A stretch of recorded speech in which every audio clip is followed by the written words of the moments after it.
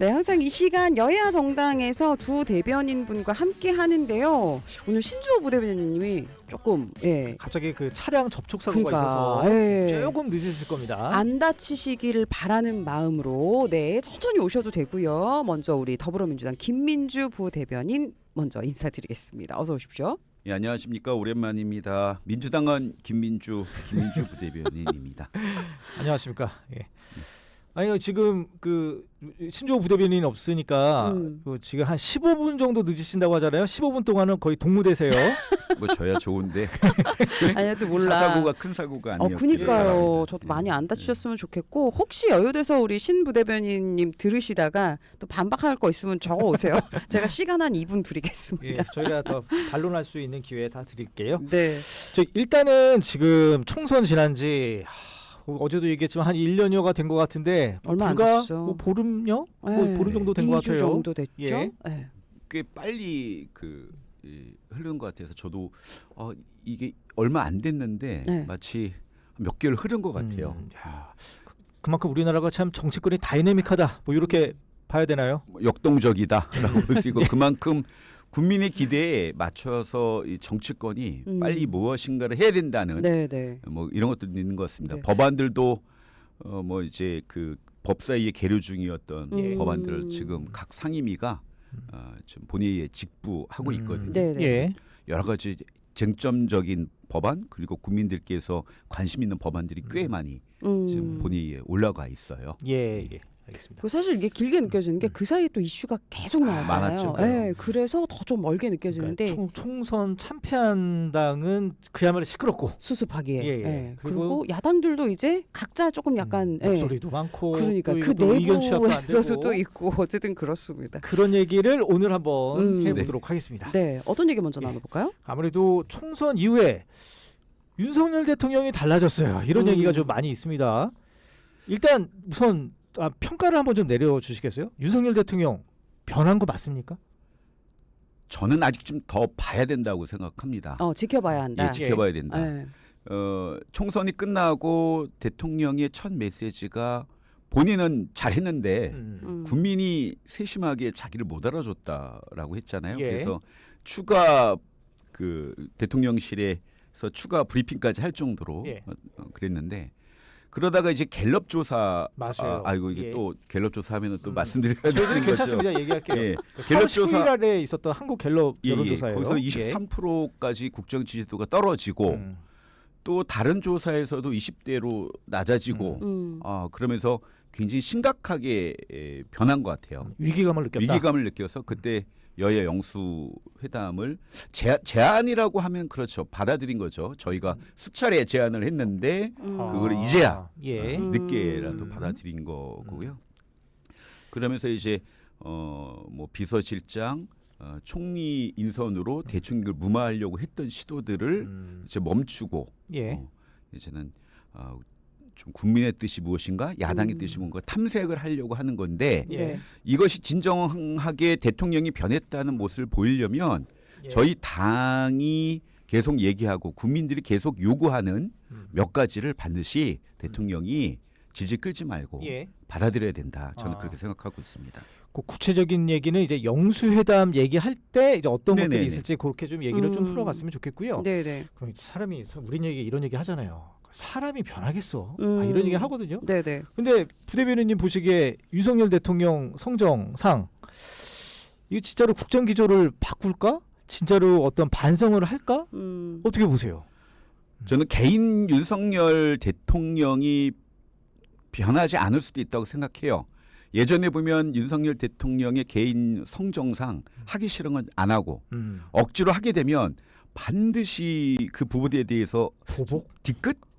죄송. 장렬 뭐 이런 게 있으시잖아요. 그래서 체위 따봉으로 대변되는 뒤끝 장렬이 있으시고 결국에는 조금 더 자기는 서운한 사람들은 좀 내쳐지는 이런 게 있으신 분인데 대통령으로서의 윤석열 대통령은 지금은 개인의 어떤 그 하고 싶고 안 하고 싶은 거를 떠난 단계가 아닌가라고 생각을 합니다.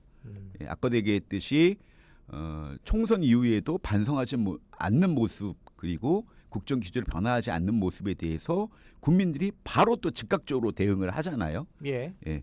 그래서 지금 여야 영수회담에 대해서 뭐 의제 조율이니 이런 거를 고민하지 마시고 예. 전면적인 국정 기조 그다음에 대국민에 대해서 진정 어린 사과가 지금 필요한 시기다. 네, 저는 그렇게 네. 생각하고 예. 있습니다. 그래도 조금 뭔가 변했다라고 액션을 취한 건지 아니면 진심인지는 모르겠지만 어제 그 국민의힘 낙천자 분들이랑 또 그 회동에서도 뭔가 들으려고 하시려고. 네, 하고. 앞으로 다양한 목소리를 조금 더 들어야겠다라는 이야기도 있었고 그리고 그 인선 얘기 저희가 조금 이따 하겠지만 어쨌든 그 한 1년, 2년 가까이 됐나요? 그 도어 스태핑 그러니까 이후에 기자들과의 질의가 한 그쵸, 17개월 만이라고 해요. 맞아요. 예. 17개월 정도면은 한 1년 반 정도 되는 건데 예. 여기에서도 뭐 직접 소개도 하시고 네. 질문도 또 받으시고 좀 그랬거든요. 여기에 대해서는 어떻게 보세요?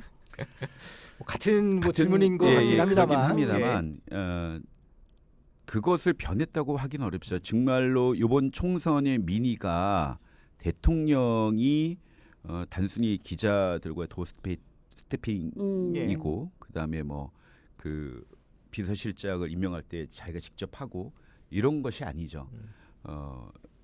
애초에 제가 지난번에 말씀드렸듯이 바이든과 날림으로 국민들을 전 국민들을 뭐라고 해요? 그 리스닝 테스트. 테스트 뭐 확실진 않습니다. 예. 네, 확실진 않습니다. 그렇게도 하고 그 이후에 여러 가지 그 9가지의 법안에 대해서 국회가 통과시킨 입법 그럼에도 불구하고 입법부를 무력화시키는 거부권을 일방적으로 행사했고 예. 소통하지 않은 대통령 그다음에 오만과 독선을 있던 대통령이 몇 가지의 그 모면하기 위한 제철을 취했다고 해서 예. 국민들의 민생이나 나라의 경제나 이런 것이 변화되진 않잖아요. 예. 국민들의 민생과 그다음에 나라의 국정이 안정화되기 위해서는 정치의 국정의 현안들이 해결이 돼야 되는 거죠. 전국적으로. 예를 들면 저희가 지금 고금리 고물가에 허덕이는 국민들에게 민생 긴급 지원금을 얘기하고 있잖아요. 예. 여기 대해서 고민할 필요가 없는 거예요. 왜 자꾸 그 기득권 부자분들을 위해서 56조 세금 깎아주는 건 경제 정책이라고 하면서 서민들한테 그 긴급 지원금으로 그다음에 그것을 지역 화폐로 해서 지역 경제와 영세 자영업자를 살리는 것은 왜 포퓰리즘이라고 하는지 저는 이해를 못 하겠어요. 예. 근데 저 궁금한 게 1인당 25만 원 지급이 정말 경제를 많이 살릴 거라고 생각을 하세요? 예, 저는 그렇게 생각하고 있습니다. 효과가 있을 것이다. 예. 저희가 그 코로나 시국에 저희가 많이 썼다고 하는 사실은 미국이나 일본에 비해서 그렇게 많이 지원금을 쓴 편이 아닙니다. 근데 사실은 미국과 지금 일본 경제가 나쁘지 않아요. 나쁘지 않고 그다음에 우리나라 경제만 지금 현재 상황이 안 좋은데 코로나 시국에도 저희 경제가 그렇게 떨어지지 않았어요. 지금의 경제가 지금 위기인데 보통 환율이 높으면 수출이 잘 돼서 무역 수지가 높아야 되는데 지금 무역 수지는 또 그렇게 높지 않단 말이에요. 예. 스태그플레이션 상황이라는 거죠. 이 얘기는 국가의 경제 정책의 문제고 작년에 87조가 적자였잖아요. 그거를 법을 어기면서까지 그 4월 10날까지 이전에 발표됐는데 11일에 발표했단 말이에요.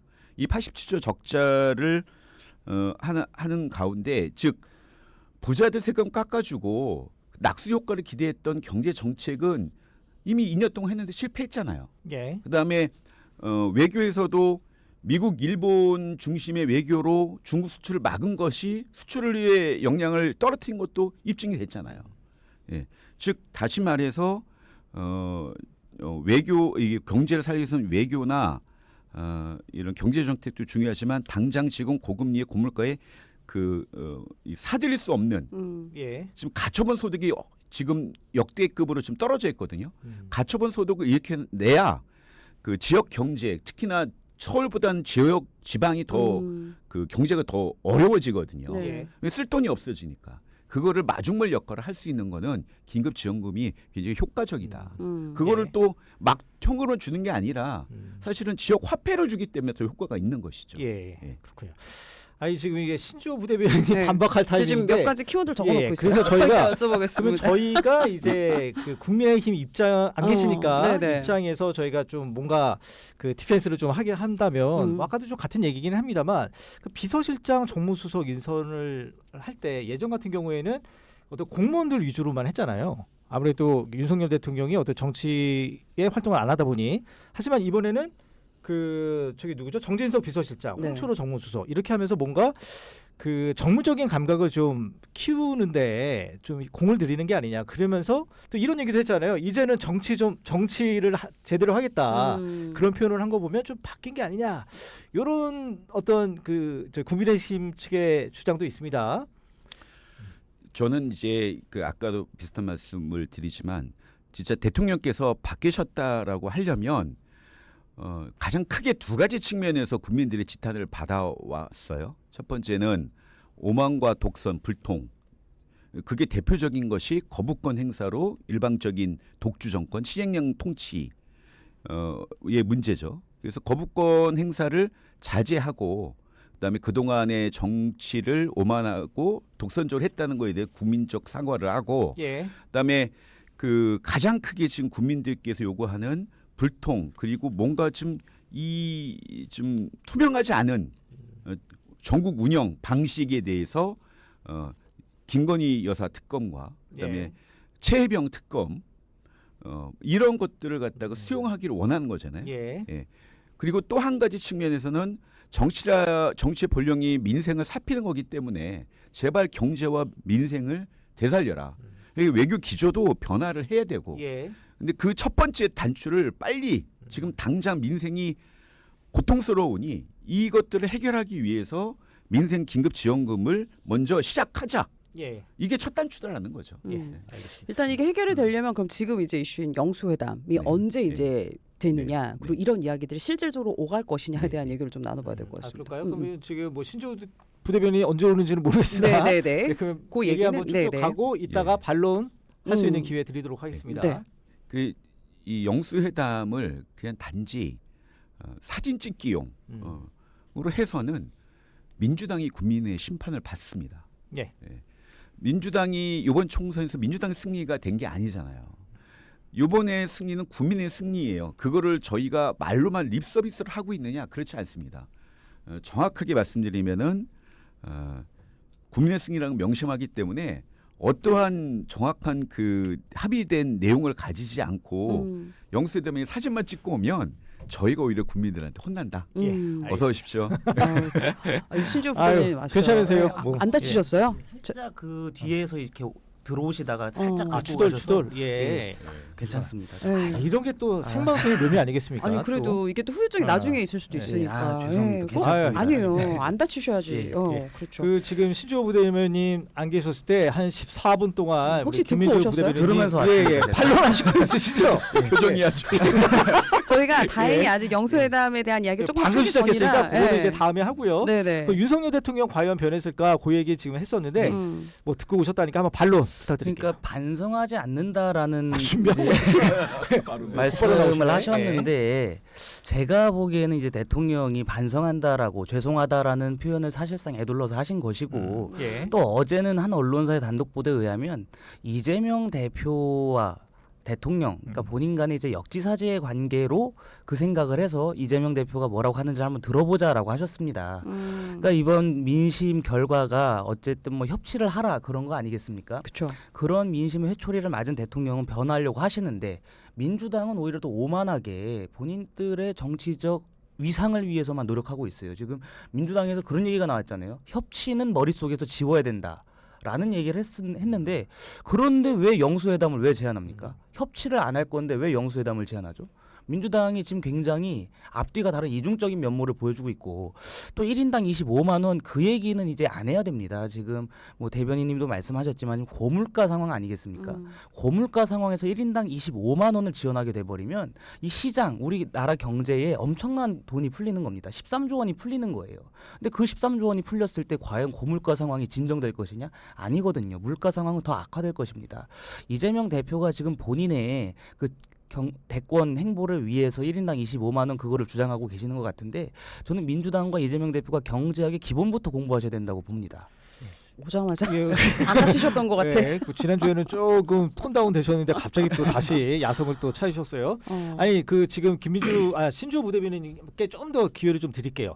아니 저희들이 그 대통령의 어떤 바뀔까 말까 그 얘기만 좀 하나 더 네. 덧붙이면 아니 예전에 아까도 김민주 부대변인 그러셨잖아요. 그 체리따봉. 네. 체리따봉 뭔지 아시죠? 몰라요. 그 모르시는 분들에게 좀 살짝 설명드리면 그 얘기를 해주세요. 2021년 말이었나요? 그때 이준석 당대표랑 윤석열 당시 대통령 후보 간에 약간 그 불협화음이 있었잖아요. 있었죠. 그때 울산 회동인가요? 맞죠?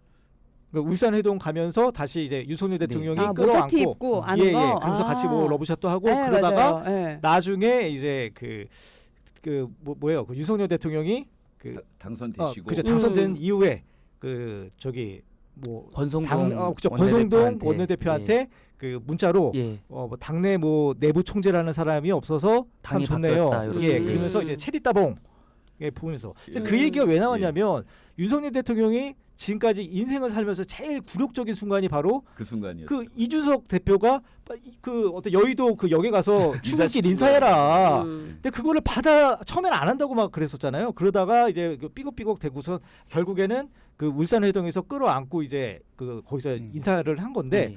결국에는 체리따봉 날리면서 뭔가 뒤끝 그다음에 어떤 복수 보복 이런 게 벌어진 거거든요. 그래서 과연 이번에도 윤석열 대통령이 뭔가 위기감을 느꼈으니까 영수회담도 제안하고 이재명 민주당 대표 그 전화번호도 입력하고 이러지만 결국에는 변하지 않을 것이다라는 게 뭐 일각의 주장이기도 해요. 거기에 대해서는 어떻게 보십니까? 동의할 수 없죠. 왜냐하면 영수회담을 제안하고 이재명 대표의 번호도 저장한 다음에 앞으로 소통을 강화하겠다라고 한 것은 변화한 거 아니겠습니까? 그게 뭐 속내는 어떤 건지는 모르겠습니다. 저도 뭐 속으로는 이재명 대표를 욕하실 수도 있고 이재명 대표한테 개인적인 감정이 안 좋으실 수는 있습니다만 사실 그거는 누구나 가질 수 있는 거 아니겠습니까? 겉으로 드러나는 거를 봐야 됩니다. 지금 상황에서는.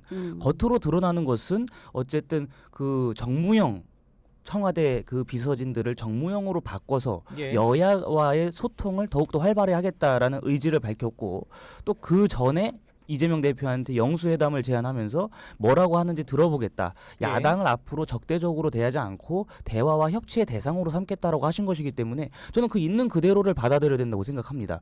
물론 진짜 대통령이 변하셨는지 어떠한 모습을 보여주실지는 앞으로 더 지켜봐야 되겠습니다만 지금까지 나타났던 모습은 이번 총선 결과에 민심을 아주 겸허히 수용하시고 변화하려고 하시는 것 같습니다. 네. 저는 그때 인선 발표하실 때 그냥 제일 기억에 많이 딱 꽂힌 거는 이제 야권과의 소통도 원활한 사람으로 했다라는 건데 그래서 좀 기대 심리가 있는 것 같긴 합니다만 어쨌든 중요한 건 영수회담이 열리긴 열릴까요? 제대로? 영수회담이 이번 주 안에 열리기는 좀 힘들 것 같고 오늘 2차 실무회담인가요? 예. 예.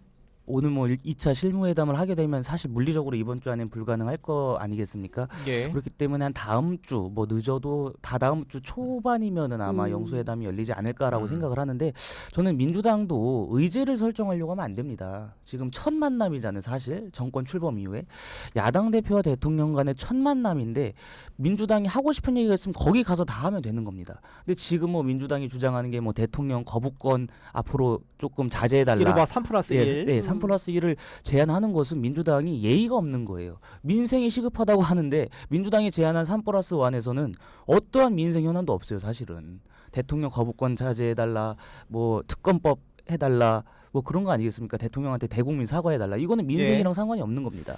이제는 김민주 부대변인님께 길게 발언권 드릴게요. 예. 그러니까 영수회담. 저만 길게 얘기해서 웬만하면 짧게 이제 말씀드릴게요. 네. 그 민생 긴급 지원금의 얘기를 하는데 이제 아까도 말씀드렸듯이 경제 정책에는 이제 낙수 효과를 노리는 정책이 있는데 2년 동안 했어요. 해서 실패했죠. 그래서 이 소비를 진작시키는 마중물 역할을 하는 이것도 경제 정책이 분명히 하나가 있습니다. 예. 뭐 뉴딜 정책이나 이런 것까지는 안 하겠지만 네, 아까 한번 언급해 주셨죠. 그 예. 역할이 충분히 될 것이다라고 보고요. 윤석열 정권은 56조 세금 깎아주고 추가적으로 양도소득세, 그다음에 저기 뭐죠? 증권 특별세를 부자들에 대해서 추가적으로 인하하려고 했었잖아요. 그런 감세 정책에 대해서 되짚고 봐야 될 것 같고요. 예. 그다음에 대통령이 이게 초기였으면 이런 모습으로도 국민이 믿었을 것 같아요. 그런데 지금 2년 동안 대통령께서 보여주셨던 그 국민한테 이야기하셨던 모습들이 더 이상 국민들이 말로만 하는 변화하겠다는 의지를 믿지 않으시는 거죠.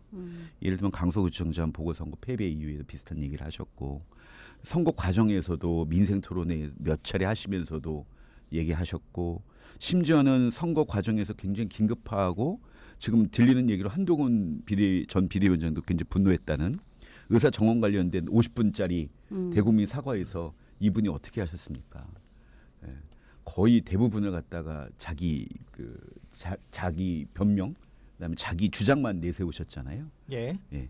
그렇기 때문에 이번만큼은 정말 변하셨다라고 하시려면 국민이 바보가 아닌 이상 더 이상 속지 않으시려고 할 거예요. 그래서 이번에는 정말 변하셨다고 하려면은 구체적인 행동을 보이시고 있고요.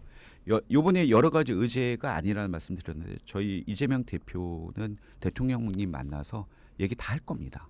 다만 저희가 미리 이거를 언론에 노출해서 말씀을 드리는 거는 대통령에게 제대로 이제 국정을 국민으로서 살피지 않고 얘기를 드리는 거고 여기에 대해서 진일보한 대책을 세워달라 하는 거지. 저희야 그냥 가서 얘기하고 대통령께서 나온 다음에 대통령께서 국민에 대한 사과 말씀 없으셨어요. 민생지원금은 안 받으신대요. 최혜병 특검 안 하시겠다고 하네요. 저는 그대로 얘기하면 돼요.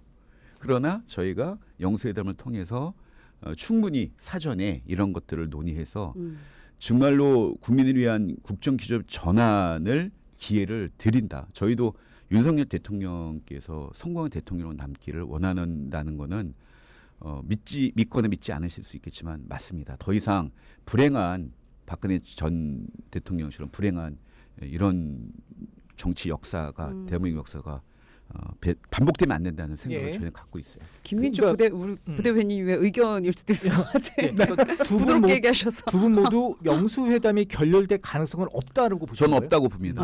간단하게 예. 없다. 없죠. 예. 예.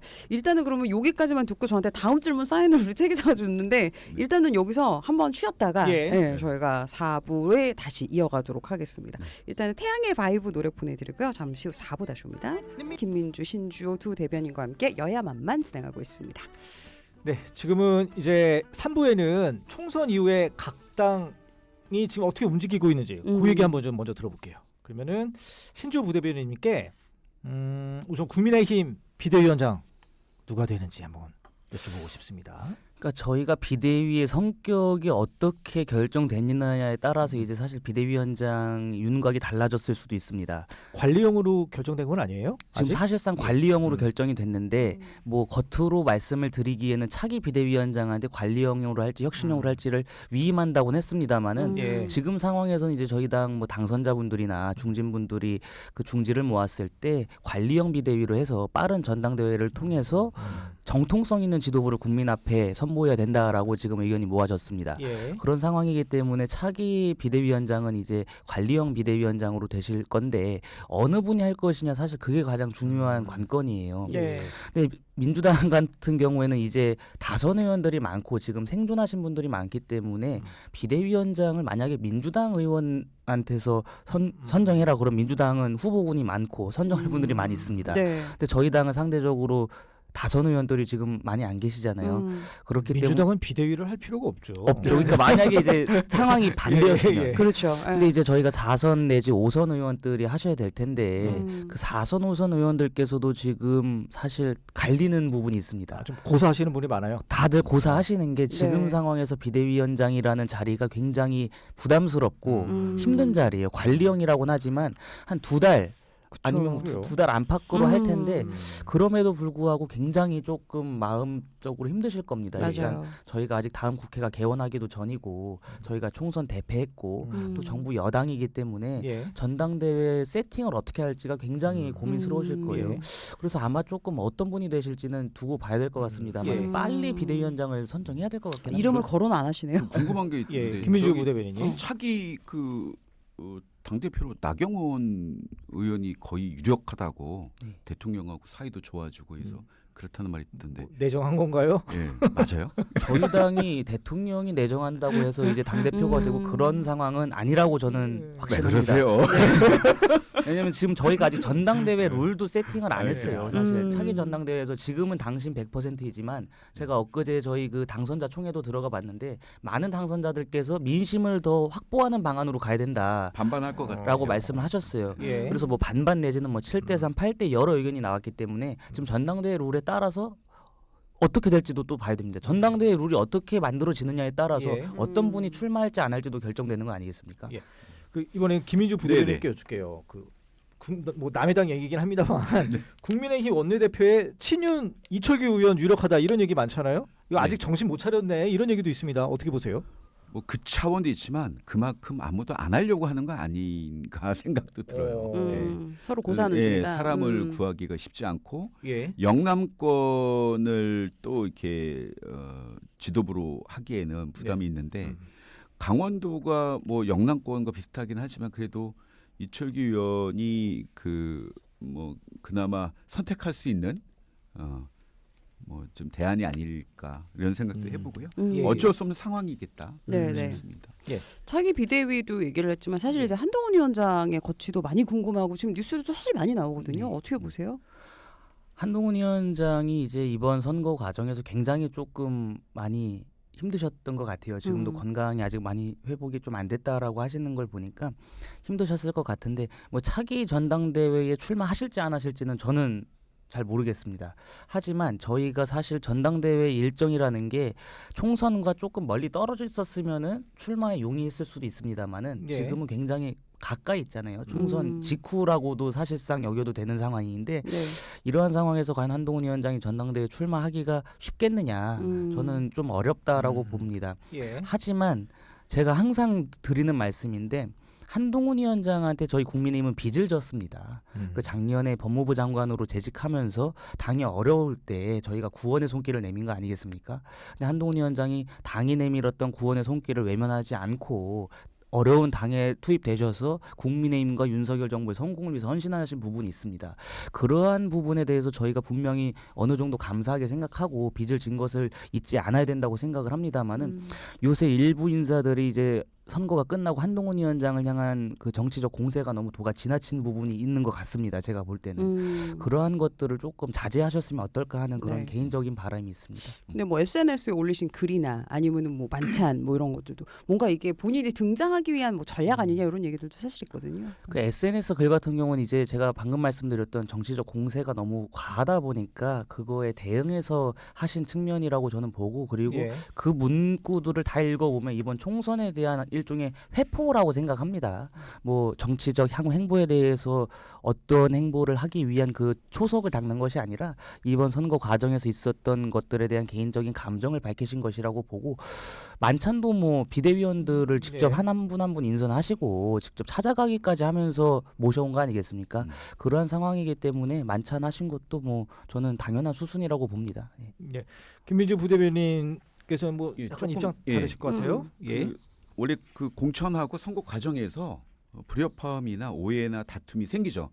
근데 이게 선거를 이기면 좀 뒤로 물리거나 묻혀지는데 선거에 패배하면은 네 탓이니 내 탓이니 하고 싸웁니다. 예. 근데 이거에 결정적으로 하나의 큰 폭발적 뇌관을 건드리면 대폭발이 하는데요. 지금 대폭발한 상황이다라고 보고 그것을 폭발시킨 거는 자기한테 먼저 전화하고 고생했다고 해야 되는데 먼저 그 홍준표 대구시장부터 만났죠. 그 다음에 홍준표 대구시장이 엄청 공격하잖아요. 그렇죠. 인간적인 모멸감까지 가질 수 있는 발언들을 계속 한단 말이죠. 예. 그것에 굉장히 폭발한 것 같아요. 그래서 분명히 지금 상황은 안 좋다. 그리고 대통령이 외람되지만 이제 좀 가벼우시니까 뭐 여러 가지 얘기를 하시는 것이 그대로 한동훈 위원장한테 들렸겠죠. 그래서 그 폭발한 것 같고 예. 제가 여기서 그 뭐 미리 기억해 주세요. 제 개인적 생각인데 예. 저는 그 조국 혁신당이 한동훈 특검을 발의하면 국민의힘하고 윤석열 대통령이 찬성할 것 같아요. 지금 상황으로. 그 근거는 뭐가 될까요? 예, 제 생각입니다. 이건 제 생각인데 예. 그럴 수 있다고 보고 왜냐하면 지금 굉장히 그 두 분이 격앙되어 있고 또 이것이 앞으로 어떻게 될지 모르지만 폭발력 있게 다가오면 예. 그렇게 될 수도 있다라는 생각을 제가 한번 가져보고요. 네. 예. 여기서 이제 더 나가게 되면 두 사람의 갈등이 완전히 갈라지게 되면 네. 본인이 이제 한동훈 위원장이 여러분과 국민을 배신하지 않겠다고 했잖아요. 인간적 개인적 관계는 정리하고 본인의 정치적인 성장을 위해서 전당대 한 2달 있으면 하잖아요. 2달이면 시간이 좀 있을 뭐 것 7말 같아요. 8초 얘기 나오죠. 예. 저는 전당대 당대표로 출마할 가능성도 여전히 크다. 있다. 많은 여의도 평론가들이 예. 없다라고 하는데 저는 반 정도 있다. 그 아무래도 그렇게 한동훈 전 비대위원장이 그 의원이 아니다 보니 지금 아예 그 나오질 않게 되면 묻혀버릴 수 그렇죠. 있으니 보궐선거하고 지방선거까지 금방 잊혀지고요. 그때 또 나오게 되면 예. 영원히 윤석열 대통령의 뭐 아바타 2인자의 테두리에 묻혀요. 예. 근데 이렇게 된 이상 저 같으면 그리고 한동훈 전 비대위원장이 SNS에 올린 걸 보면 심사숙고하다가 한 달 반 정도 있다가 당대표에 출마할 수도 있다. 저는 예. 조심스럽게 제 생각을 좀 말씀드립니다. 김민주 부대변인께 좀 더 질문 드리면 그 최상병 특검을 받을 수 있다라고 말씀하셨잖아요. 한동훈 특검. 한동훈 네, 특검. 한동훈 특검. 네. 네, 네. 최상병 예, 특검 예. 말고. 네. 네, 네, 네. 그만큼 대신 한동훈 특검 받을 테니 김건희 여사 특검은 좀 나중에 하자. 뭐 이렇게 일단은 김민주 부대변인 되는 거 아닌가라는 이라는 거. 제 개인적 생각입니다. 뭐 여기에 대해 네. 할 말 있으세요? 한동훈 특검이 받을 수가 없죠. 그 법이 얼마나 해괴한 법인데 그거를 받는 순간 이제 의회의 민주주의는 망가지는 거 아니겠습니까? 그렇기 때문에 저는 그거는 받을 것 같지가 않고 네. 조국 혁신당에서 그 법안을 발의할지 안 할지도 사실 모르겠습니다. 지금. 1호 법안으로 한다고 예. 약속했으니까. 일단은 네, 네. 그러면 윤석열 대통령과 한동훈 전 비대위원장 간의 어떤 관계 회복 가능성과 어떤 기폭제 뭐가 있을까요? 저는 그 이야기를 하시니까 갑자기 이 생각이 나요. 노태우 대통령과 전두환 대통령이 중간에 싸웠었는데 같이 재판석에 가니까 두 손을 꼭 잡았잖아요. 꼭 그거를 뭐 이렇게 데자뷰처럼 얘기하는 건 아닙니다. 오해는 말아주시고요. 두 분이 어쨌든 간에 굉장히 오랜 관계였잖아요. 근데 이제 권력 안에 있으니까 권력은 뭐 부모 자식 간에 나누기 힘들다라는 말이 있듯이 지금에 싸우겠지만 나중에 세월이 많이 흘러서 이 정치권에 있지 않으면 둘이 만날 수도 있죠. 근데 다만 뭐 이런 얘기가 맞을지 모르겠지만 김건희 여사께서 두 분의 관계 회복에 키를 쥐고 있는 거 아닌가? 라는 이야기가 있다더라. 예. 좀 더 자세히 좀 궁금한데요. 어떤 킨가요, 그게니까? 김건희 여사의 어떤 심기를 한동훈 전 비대위원장이 좀 건드렸다 이렇게 봐야 되는 거예요? 어쨌든 간에 두 분 사이가 결정적으로 틀어진 첫 번째 계기가 마리 앙뜨와네트 발언 김경률 전 네. 비대위원 그걸 보호해주고 비호했다. 예. 한동훈 비대위원장 그것 때문에 틀어졌고 그 다음에 이제 그 어디죠? 충청도 어디에서 카노바의 굴욕 같은 그 눈 오는 날. 그 폴더 인사. 예. 하지만 그때부터 이제 시작됐다고 하더라고요. 갈등이. 예. 그래서 그 갈등이 있다가 새로운 갈등들이 생기면서 폭발하고 두 분이 지금 사이가 멀어지게 된 원인인데 그렇게 따지면 김건희 여사가 두 분의 사이를 멀게 한 시발점이 된 건 맞죠. 맞아요? 말 못하시는 것 같아요. 난감해하세요. 예. 다른 걸로 넘어갈까요? 넘어갈까요? 예, 아니, 하실 말씀 있으시면. 아니 네. 뭐 저는 저희 또- 대통령과 한동훈 위원장 간의 갈등이 있다 뭐 그런 의견도 있습니다만은 두 분의 사이가 완전히 틀어졌다 뭐 이런 거에 사실 동의하기가 힘듭니다. 네, 네. 근데 제가 볼 때는 지금 한동훈 위원장과 윤석열 대통령 두 분의 사이에서 갈등을 조장하면서 본인들의 정치적인 몸집을 키우려고 하는 분들이 있는 것 같아요. 일부러 뭐 한동훈 위원장 만찬과 관련한 것들을 언론에 흘리고 하면서 아니면 뭐 한동훈 위원장이 이런 얘기를 했대더라, 뭐 대통령이 이런 얘기를 했대더라라고 하면서 흘리는 분들이 있는 것 같아요. 그러니까 두 분의 사이에서 껴갖고 내가 이렇게 하면은 나의 입지가 좀 커지지 않을까, 나의 이름을 알려보려고 하는 분들이 있는 것 같습니다. 그런 분들을 조금 저희가 가려내야 되는 것이지 두 분의 갈등이 뭐 심하다 그거에 치중할 건 아니라고 봅니다. 네, 네. 예. 지금 두 사람의 갈등 얘기인데 사실 야권에서도 그 조국 대표가 연석회의 뭐 얘기했었는데 민주당에서 안 받는 형식이 됐어요. 그러면 호관계도 일단은 우선은 민주당 얘기를 넘어가서 네네. 네, 거기도 좀 많이 과열 양상이 그러니까 있어요. 지금 뭐 예, 예. 내부적으로도 그렇고 국회의장도 그렇고 또 음. 원내대표는 좀 정리가 되는 것 같기는 한데 네, 민주당 얘기 먼저 한번 들어보죠. 뭐 정리라기보다는 그 지금 출마 선언을 제일 먼저 박찬대 네. 의원이 했잖아요. 예. 근데 박찬대 의원을 이렇게 보면 굉장히 합리적이고 그리고 사람을 좀 잘 챙깁니다. 그렇게 큰 적이 없어요. 예. 원내대표 선거라는 거는 보통 그 의원들끼리 투표하거든요. 예. 그래서 큰 적이 없고 그다음 무난한 성격인데다가 또 그동안 대여 투쟁에서는 또 할 말을 하고 예. 현장에서 열심히 다니고 좀 이런 분이다라는 생각이 있고 특히나 이재명 대표하고 최고위원 같이 하면서 어떤 정치적 정무력의 화력도 보여준 바 있고 예. 해서 새로운 원내대표로 좀 무난한 분이 아닌가 그런 것들이 다른 의원들한테 퍼져서 뭐 출마를 고민하셨던 분들도 스스로 뭐 박찬대 의원이라면 내가 좀 뭐 양보해도 되겠지라는 생각들을 많이 갖고 계신 것 같아요.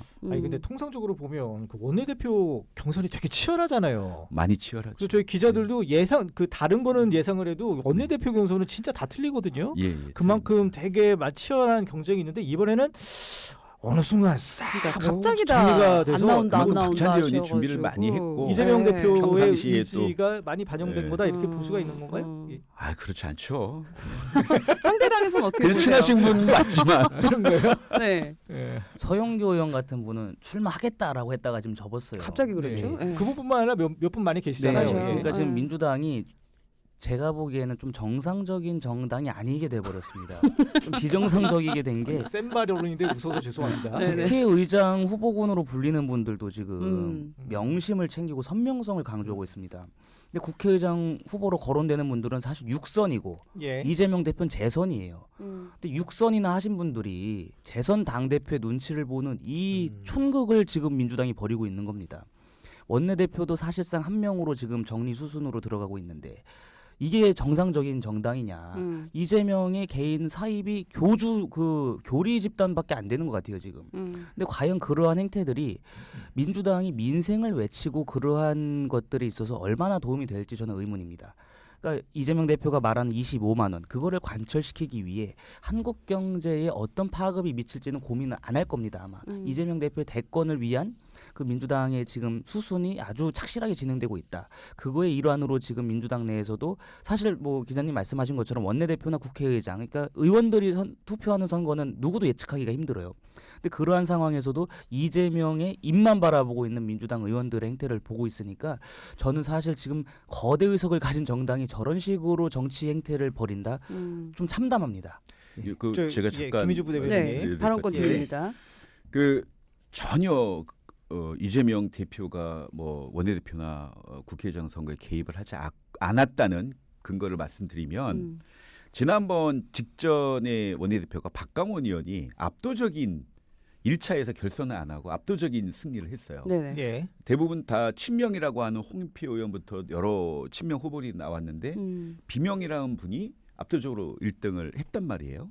예, 무슨 말이냐면은 원내대표 선거까지 뭐 이렇게 고민하면서 이거를 뭐 대권 가도를 달릴 만큼 이재명 대표가 그렇게 어리석지 않습니다. 알겠습니다. 이미 예. 국민 자기를 대통령으로 만들 수 있는 힘은 오로지 그 국민의 지지예요. 그렇게 생각하고요. 예. 국민의 지지와 당원의 지지로 지금까지 버티신 분이니까 그리고 예. 재선 국회의원이지만 우리 그 국민의힘은 영선 대통령님을 모시고 있는 분이 있는 당이다라는 말씀을 드리겠습니다. 예. 당 대표는 나오세요? 이번에 나오실 것 같으세요? 다시? 글쎄요, 아니, 뭐 근데 지금 박찬대 당내 당내 지금 이게 워낙 거대이고 175석이고 그 다음에 이제 조국 혁신당도 있고 야권가 있기 때문에 네. 당 대표의 리더십이 어느 때보다 중요하게 됐어요. 혹시나 그 리더십을 충분히 확보하지 못한 분이 당 대표가 되면 내부에 분란이 생기거나 예. 계파 갈등이 또 가속화될 수 있거든요. 그런 차원에서 이재명 대표가 어쨌든 간에 이번에 총선 승리를 이끌었으니 한 번 더 해도 그렇게 큰 문제 없는 거 아닌가. 무난하다. 그러니까 혼란을 일으키지 말자. 예. 예. 민생과 의정 활동에 더 집중하자라는 네. 차원에서 뭐 연임을 주장하는 분들이 당내에 좀 많은 건 사실입니다. 내부 여론이 근데 그렇다. 뭐 추대 네. 얘기도 나오더라고요. 추대 가능성 어떻게 추대라고 할 수는 없죠. 후보들이 또 다 하실 거니까요. 예. 또 그 뭐 임종석 전 비서실장이나 네. 뭐 예. 아니면 원외 인사도 또 출마할 가능성도 있고 네, 열려 네. 있으니까요. 좀 네, 봐야 네. 될 것 같습니다. 네. 아직 8월이라 네, 예. 조금 좀 멀었습니다. 남았죠. 예. 예. 한 가지 질문 정도 더 드릴 수 있을 것 같은데, 네, 네. 그러면은 한 가지 네. 뭘 드릴까요? 아 네. 그러면 그 민주당 국회의장 얘기 하나만 더 할까요? 근데 예, 예. 국회의장 같은 경우에는 오히려 제 원내대표 선거 같은 과열 양상이 국회의장 선거에 지금 있거든요. 국회의장 뽑는 것에. 네. 사실 두 분이 예측하는 분이 좀 달랐어요. 예. 제가 마이크 내려갈 때 얘기했지만 예, 말을 춤- 해도 되나? 예, 말씀드려도 되죠. 뭐 언론에 다 나왔던 거니까 네. 추미애 의원을 얘기하셨고, 그죠? 아니요, 저는 바뀌었습니다. 추미애 의원만큼은 안 된다. 네, 아까 그렇게 얘기했어요. 아, 그래요? 그러셨군요. 예. 지금 일단 3파전으로 예, 그리고 김민주 것 부대변인님께서는 같은데. 조정식 의원 그때 말씀을 해주셨잖아요. 그 예. 뭐 제가 뭐 조정식 의원님하고 개인적 친분이 있어서 예. 그런 건 아니고요. 네. 조정식 의원님이 꽤 오래 준비한 걸로 알고 있는데 예. 그때 이제 2주 전에 갑자기 추미애 그 의원님께서 내정된 것처럼 하길래 당내 분위기는 그게 아니다라는 말씀 드리고요. 그래서 또 정성호 의원님도 나오셨기 맞아요. 때문에 예. 예. 좀 봐야 될 것 같습니다. 음. 예, 어쨌든 원내대표 선거를 먼저 하고 예. 국회의장 선거는 그래도 5월 중순이기 때문에 예. 원내대표는 다음 주 목요일인가요? 금요일인가요? 두 당 같이 하죠. 5월 3일 날 같은 날에. 오월 그렇죠. 3일. 5월 네. 3일. 제가 알기로 5월 2일로 알고 있는데 아, 그래요? 네, 네. 5월 3일 날. 예. 하고 국회의장 선거는 한 5월 중순 말 중하순 정도 아, 예.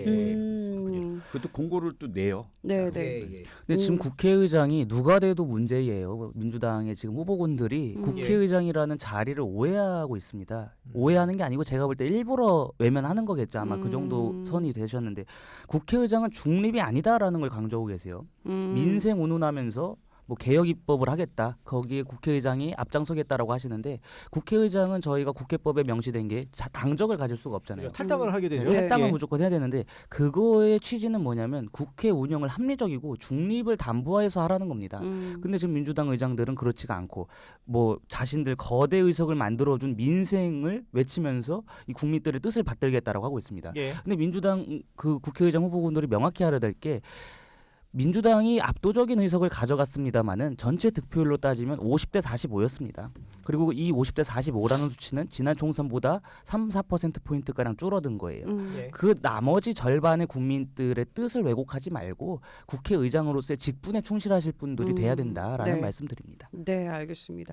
저희 채팅창에 한 분은 국민의 세금으로 돈 주는 거는 조금 생각해 보셔야 될 것 같아요. 라는 분도 있었고요. 또 저희 댓글창에 한 분은 국민의 민심을 꼭 대통령님께서 잘 반영하셨으면 좋겠다라는 이야기까지 있었습니다. 저희 오늘도 두 분과 함께 했고요. 시간이 2분밖에 안 알겠습니다. 남았어요. 저희가 다음에 또 함께 이야기 나눠보도록 하겠습니다. 오늘도 김민주 부대변인 그리고 신주호 부대변인 함께했습니다. 건강 잘 챙기십시오. 네, 감사합니다. 네, 네, 고맙습니다. 감사합니다. 저희도 여기서 인사를 드리겠습니다. 항상 바쁜 목요일. 이거 지나면 마음 좀 편해져. 네, 잠시 9시부터는 배주 프로듀서 모닝 브레이크도 이어집니다. 쭉 함께해 주십시오. 지금까지 책임 프로듀서의 신하연. 작가 변준설 안종훈, 보이는 라디오의 나종광, 네, 저는 최진만. 저는 이유나였습니다. 네, 고맙습니다. 마지막 곡 거리입니다. 이제 어디에?